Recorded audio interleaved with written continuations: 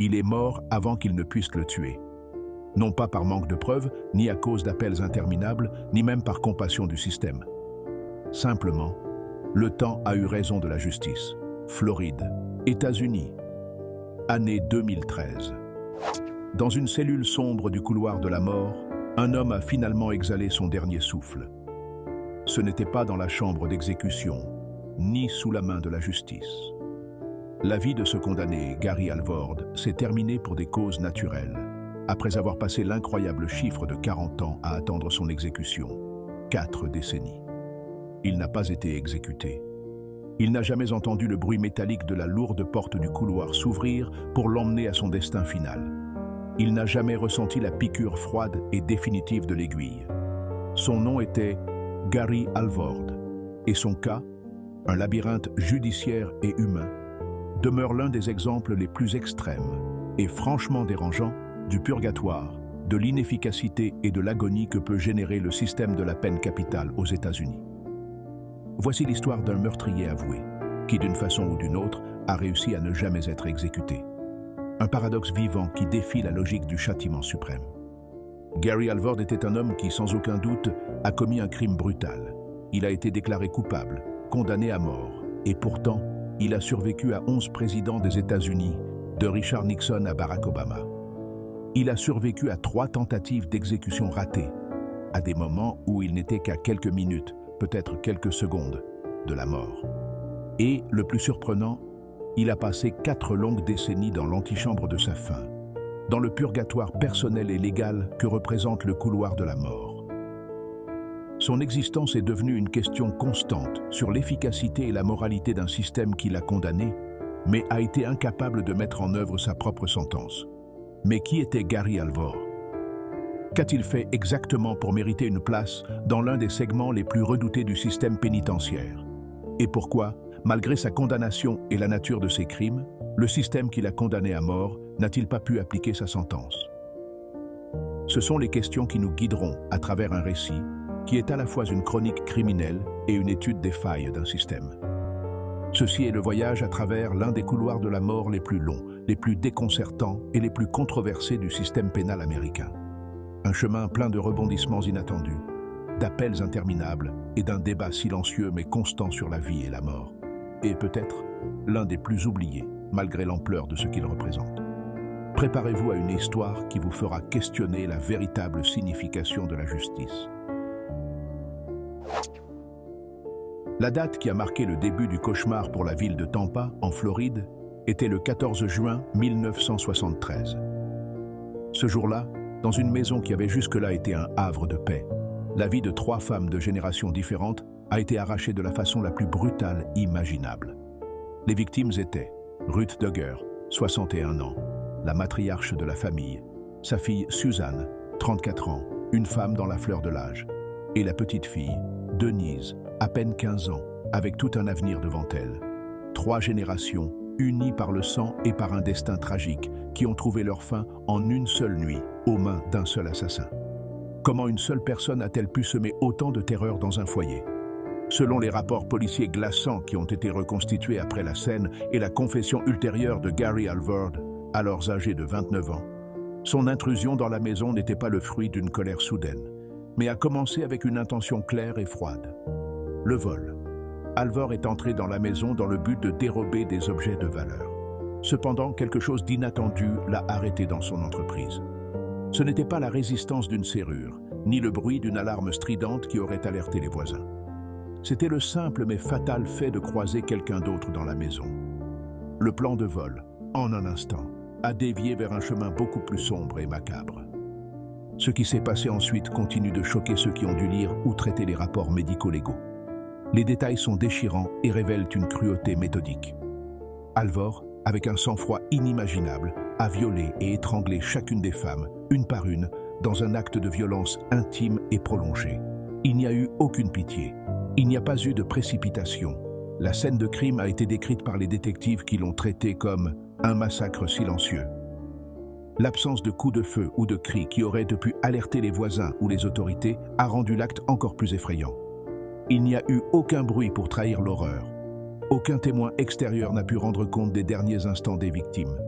seulement une violence contenue, intime et méthodique, qui s'est déroulée dans le silence de ce foyer. Le rapport précise que l'une des victimes, Denise, la plus jeune, l'adolescente qui commençait à peine sa vie, a été retrouvée avec des signes évidents d'une lutte désespérée. Sa mort n'a pas été rapide, ce n'était pas un acte impulsif. Elle a été prolongée, elle a été cruelle. Les marques sur son corps témoignaient d'un dernier combat pour sa vie, un combat qu'elle a tragiquement perdu face à la brutalité de son agresseur.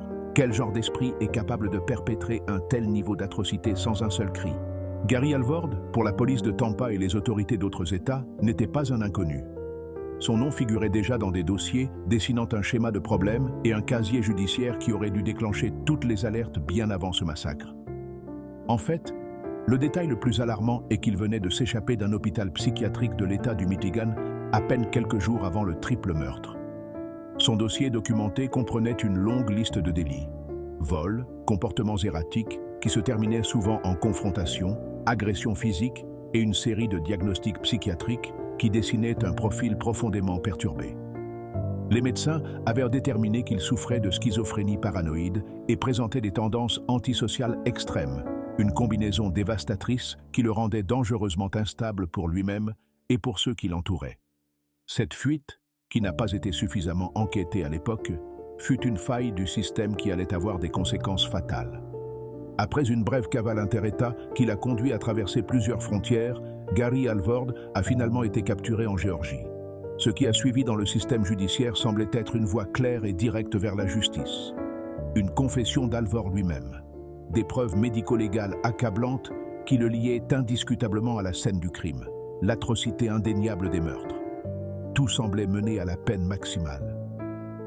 Mais pourquoi une affaire apparemment si évidente allait-elle devenir un labyrinthe de 40 ans?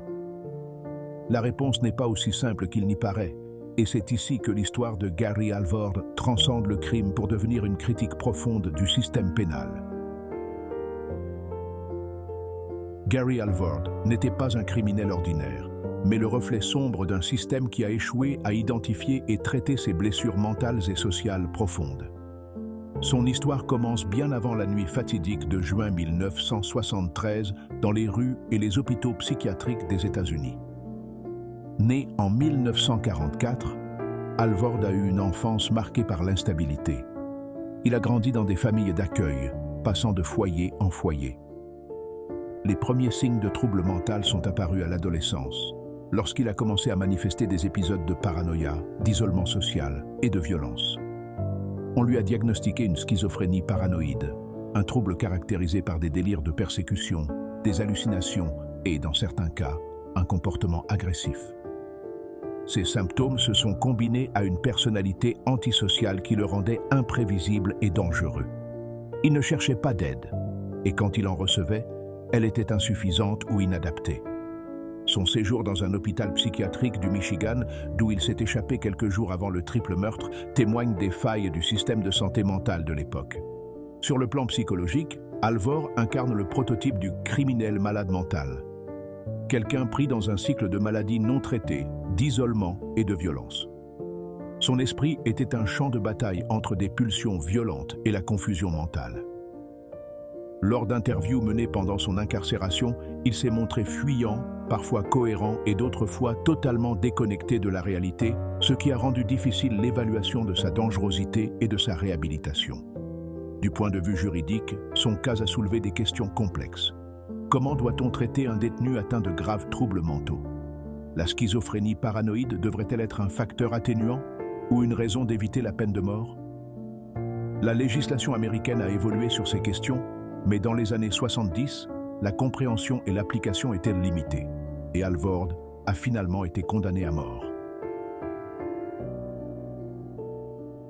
Le procès a été rapide et sans appel. Le ministère public a présenté un dossier solide, confessions détaillées, preuves matérielles et témoins médico-légaux décrivant la brutalité du crime. La défense a tenté d'argumenter l'incapacité mentale d'Alvord, son diagnostic psychiatrique et la récente fuite de l'hôpital comme des facteurs atténuants. Cependant, le tribunal a rejeté ces appels. À cette époque, la justice pénale subissait une forte pression sociale pour sévir contre les crimes violents et la figure d'un triple meurtre suscitait l'indignation du public. La défense a plaidé une incompétence mentale insuffisante pour annuler le procès, et la peine capitale a été prononcée sans prendre en compte en profondeur l'état mental de l'accusé. Ce procès a marqué un tournant dans la discussion sur la santé mentale et la peine de mort. Malgré la condamnation, le débat sur la légitimité d'exécuter des personnes atteintes de graves troubles mentaux commençait à prendre de l'ampleur dans les milieux juridiques et des droits de l'homme. Au cours des décennies suivantes, le cas de Gary Alvord est devenu un symbole de cette tension. Alors qu'il purgeait sa peine, il a survécu à des changements présidentiels, à des modifications de la loi et à des controverses sur l'éthique et l'efficacité de la peine capitale. Être dans le couloir de la mort, c'est pour beaucoup vivre une peine dans la peine. Ce n'est pas seulement la privation de liberté, mais une existence marquée par une attente prolongée, une incertitude constante et un isolement quasi total qui peuvent être, dans les faits, aussi torturants que l'exécution elle-même. C'est un purgatoire judiciaire, un espace où le temps s'étire et où les espoirs s'éteignent.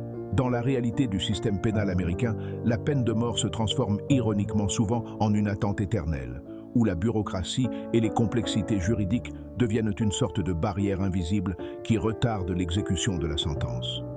Cette torture mentale, cette agonie prolongée, est-ce une forme de justice ou une cruauté supplémentaire? Gary Alvord a passé un temps extraordinaire dans cette situation, 40 ans. Durant cette longue période, il a été témoin de l'évolution radicale du monde extérieur, des administrations présidentielles qui défilaient, tandis que lui restait dans sa cellule. Il a vu ses propres appels rejetés les uns après les autres, ses dates d'exécution annoncées, annulées ou reportées. Chaque annonce était un choc, chaque annulation un sursis momentané, mais aussi un prolongement de l'agonie. La bureaucratie sans fin, les labyrinthes juridiques complexes et les erreurs procédurales souvent involontaires sont devenus ses protecteurs, bien qu'ironiques, durant sa longue existence. Les dossiers de Gary Alvord enregistrent 3 tentatives d'exécution ratées. Il est essentiel de comprendre que la plupart de ces reports n'étaient pas dus à une soudaine vague de compassion du système ou de l'opinion publique, mais à une série de problèmes techniques ou juridiques révélant les failles inhérentes au processus de la peine capitale. Il y a eu des cas documentés de médicaments périmés ou de problèmes avec les protocoles d'injection létale qui ne garantissaient pas une exécution humaine ou efficace. Parfois, il s'agissait de procédures mal appliquées lors d'étapes antérieures de l'affaire ou de retards judiciaires imprévus de dernière minute, comme l'examen d'un nouvel appel ou l'intervention d'un tribunal supérieur. La dure réalité est que bien que Gary Alvord ait été condamné à mort de manière claire, la peine capitale n'a jamais été effectivement appliquée. Le système, dans sa tentative de l'exécuter, a été sans cesse contrarié par ses propres complexités. Peut-on affirmer que l'inefficacité du système, dans des cas comme celui-ci, devient une condamnation perverse en soi? Psychologiquement, cette attente indéfinie et ce cycle constant d'espoir et de désespoir ont eu un effet profondément épuisant sur Alvord. Il n'est pas étonnant que des études menées sur des détenus du couloir de la mort montrent un schéma cohérent. L'anxiété chronique, la dépression sévère et un sentiment accablant de désespoir sont des compagnons constants dans la vie de ces individus. La conscience d'une mort imminente, mais imprévisible, ajoutée à l'isolement extrême et à l'absence de contrôle sur son propre destin, crée un tourment mental insupportable. Dans nombre de ces cas, les condamnés ne font pas face à l'injection létale. Ils meurent avant d'être exécutés, que ce soit de causes naturelles liées à la vieillesse ou à la détérioration de leur santé dans ces conditions, ou, tragiquement, par suicide, cherchant à mettre fin à une souffrance jugée pire que la mort elle-même. L'histoire de Gary Alvord devient ainsi un témoignage troublant de la façon dont le châtiment de la peine de mort se manifeste sous des formes bien plus complexes et prolongées que ne le suggère la sentence initiale. Est-ce cela la justice que la société recherche, ou une agonie auto-infligée par un système imparfait? Dans le cas d'Alvord, il est mort en prison en 2013, à l'âge de 69 ans, avant que la justice ne puisse exécuter sa sentence. L'histoire de Gary Alvord n'est pas seulement celle d'un homme, mais celle d'un système qui, bien souvent, semble conçu pour échouer. Pendant ces 40 années, son cas s'est enlisé dans un enchevêtrement d'appels, d'erreurs procédurales et de changements juridiques qui l'ont transformé en symbole des contradictions de la peine de mort aux États-Unis. En 1976, la Cour suprême a réaffirmé la constitutionnalité de la peine capitale, mais a établi des règles strictes pour éviter des exécutions arbitraires. Cela a entraîné une vague de nouveaux procès et d'appels pour les condamnés comme Alvord. Son équipe de défense a présenté de multiples recours, allant de questions sur sa santé mentale à des irrégularités dans la procédure initiale. Chacun de ces recours était un champ de bataille entre justice et bureaucratie. Pendant cette période, la Floride a connu plusieurs modifications de ses protocoles d'exécution. Différents médicaments pour les injections létales ont été essayés, certains avec des résultats douteux. L'opinion publique était divisée. Certains réclamaient que la sentence soit exécutée, quel que soit le temps écoulé, tandis que d'autres dénonçaient le cruel purgatoire dans lequel vivaient ces condamnés. L'une des ironies les plus cruelles est que Gary Alvord, condamné à mort, a vécu plus longtemps que de nombreux autres détenus qui purgeaient une peine de prison à perpétuité sans possibilité de libération conditionnelle. Mais sa vie fut une lente agonie, marquée par l'attente, la solitude et l'incertitude. Derrière le dossier judiciaire et les chiffres froids, il y avait un être humain confronté à un destin unique. Les entretiens menés avec Alvord par des psychologues pénitentiaires révèlent un homme qui, à certains moments, semblait accepter son destin, et à d'autres, était perdu dans des souvenirs et des délires. Ses lettres à sa famille, certains des rares liens humains qu'il entretenait, montraient un mélange de repentir, de désespoir et parfois de colère contenue. La prison l'a transformé, mais ne l'a pas entièrement détruit. Les experts en psychologie pénale soulignent que l'attente prolongée dans le couloir de la mort peut causer des dommages irréversibles à l'esprit. Ce n'est pas seulement la condamnation à mort qui affecte, mais l'incertitude constante, la suspension du temps, le fait de vivre entre deux mondes que connaissent les condamnés. Peut-on vraiment parler de justice lorsque la peine s'étend indéfiniment? Cette attente est-elle une forme de torture légale?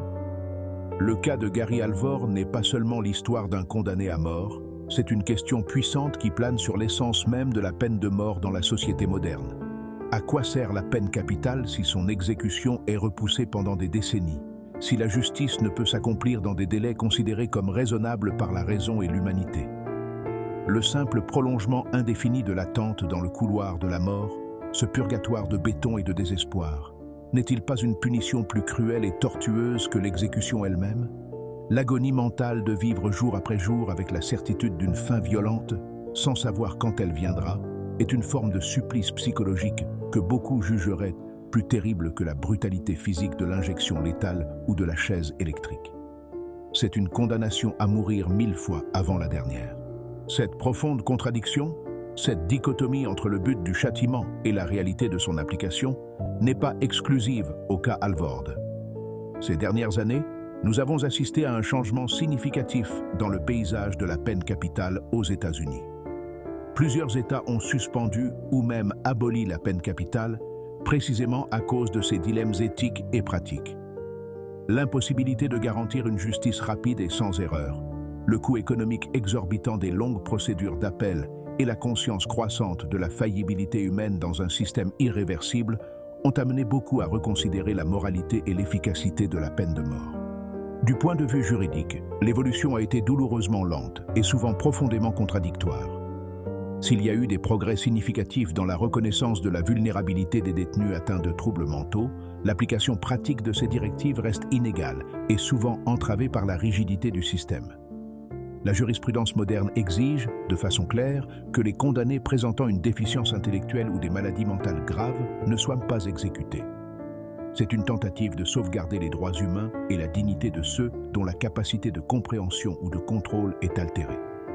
Pourtant, la définition de déficience intellectuelle ou de maladie mentale grave devient souvent un champ de bataille juridique où les limites sont floues et soumises à des interprétations divergentes des procureurs, juges et experts. Un même diagnostic peut signifier la vie ou la mort, selon l'État, le tribunal, voire le jury. Le cas de Gary Alvord, bien qu'extrême par sa durée et les particularités de sa santé mentale, est un miroir brutalement clair qui reflète toutes ses failles systémiques. Dans son histoire, la justice s'est retrouvée prise dans une impasse impossible. Entre la nécessité impérieuse de punir un crime atroce et l'incapacité de le faire de manière juste, humaine et conforme aux principes éthiques qu'une société civilisée devrait défendre. Sa vie dans le couloir de la mort est devenue un symbole des fissures du système. Un rappel constant que, parfois, la quête de justice devient une odyssée qui déshumanise à la fois le condamné et le processus lui-même. La question finale demeure. Combien d'autres Alvord devront exister pour que la société trouve une réponse définitive à ce dilemme moral? En 2013, le long et tourmenté voyage de Gary Alvord a pris une fin inattendue, non pas dans la salle d'exécution, mais dans la solitude de sa cellule. L'homme qui avait attendu son rendez-vous avec l'injection létale pendant 40 ans, 4 décennies d'anticipation angoissée, est mort de cause naturelle. L'exécution qui avait marqué son existence n'a jamais eu lieu. Son cas, une anomalie dans les annales de la justice capitale, est resté archivé. Une histoire que peu de gens se rappellent aujourd'hui, mais qui recèle des vérités gênantes sur la peine de mort et le système qui la met en œuvre. Le couloir de la mort, cet endroit conçu comme la dernière étape de la justice et de la rétribution, s'est révélé, dans le cas d'Alvord, être un espace de profondes contradictions, d'attentes interminables et de tragédies humaines qui vont bien au-delà de la simple application de la loi. Ce ne fut pas une fin rapide et définitive, mais une lente érosion de la vie, une condamnation à l'incertitude perpétuelle. Quel est le sens d'une sentence de mort si son exécution est repoussée jusqu'à ce que la vie même du condamné s'éteigne autrement? L'histoire de Gary Alvord, dans sa conclusion tragique, nous oblige à réfléchir sur qui, au final, a vraiment triomphé dans ce long processus. La justice a-t-elle prévalu, même si c'est par une mort naturelle, ou a-t-elle été compromise par l'incapacité d'exécuter une sentence dans un délai raisonnable? La punition fut-elle la véritable victorieuse, infligée non par la main du bourreau, mais par la torture psychologique d'une attente de 40 ans? Ou alors, fut-ce simplement le temps qui, inexorable et silencieux, s'est dressé comme le juge suprême, dictant une fin échappant à tout contrôle judiciaire ou politique? Le cas Alvord demeure un monument aux failles et aux dilemmes éthiques inhérents à la peine de mort. Un rappel sombre que parfois la quête de clôture peut se prolonger jusqu'à se dissoudre dans une agonie sans véritable but. Il nous laisse avec la question troublante: est-ce ce type de justice que nous voulons comme société? Nous sommes arrivés au terme d'une histoire qui nous oblige à regarder de près les ombres de la justice, du temps et de l'âme humaine. Les cas de Cameron Todd Willingham, Thomas Lee Goudinas et Richard Gerald Jordan sont plus que de simples dossiers judiciaires. Ce sont les échos de vies brisées, de décisions irrévocables et d'un système qui parfois nous laisse avec plus de questions que de réponses. Qu'en pensez-vous? Pensez-vous que la justice a été rendue dans ces cas? Considérez-vous que le prolongement de l'attente dans le couloir de la mort est une forme de châtiment plus cruel que l'exécution elle-même? Chaque histoire que nous racontons est une occasion de réfléchir à ce que nous croyons et à la société dans laquelle nous souhaitons vivre.